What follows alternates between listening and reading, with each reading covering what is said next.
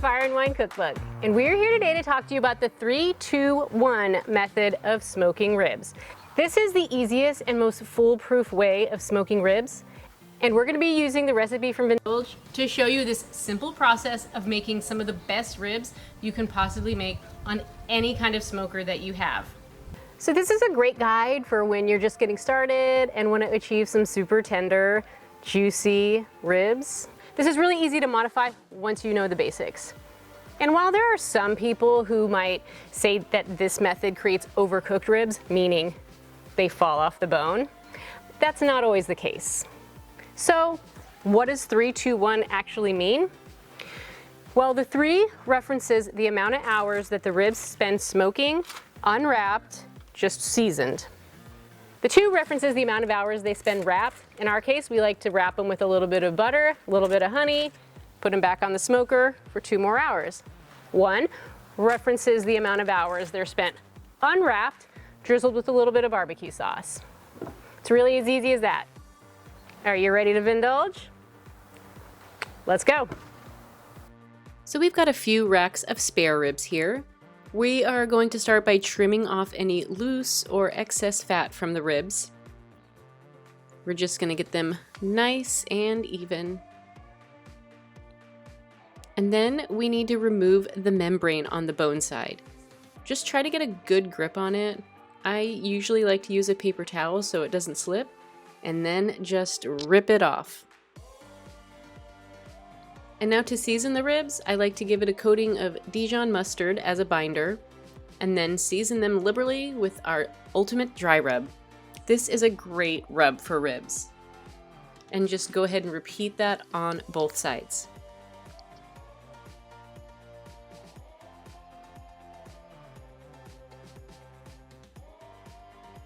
And now for those first 3 hours, we are going to place them directly on a smoker preheated to 250 degrees using fruit wood.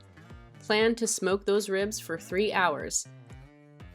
I like to start spritzing them about halfway through those first 3 hours with a combination of some apple cider vinegar mixed with some water or apple juice. Just give them a nice spritz and then continue smoking until those 3 hours are up. At the end of those first 3 hours, it's time to wrap the ribs. You'll see the bones starting to poke out at this point.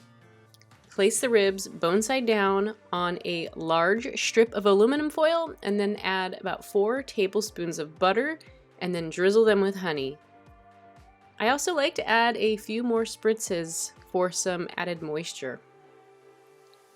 And then go ahead and wrap those ribs tightly with foil and then place them back on the smoker, meat side down, for 2 more hours. After the end of those 2 hours, remove the ribs from the foil.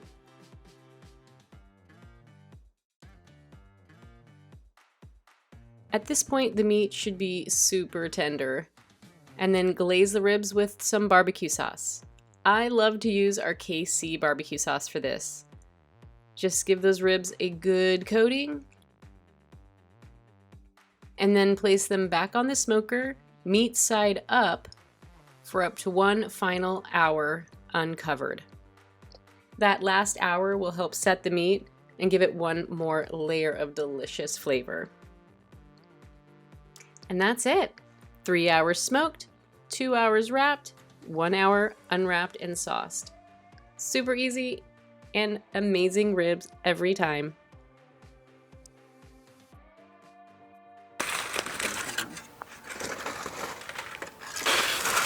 Take these.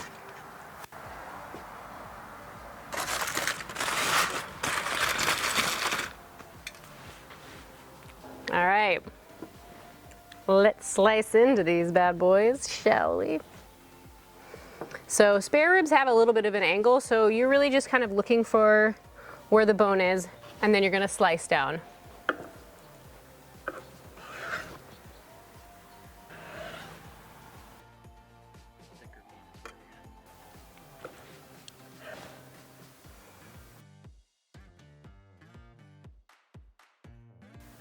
I just can't help myself.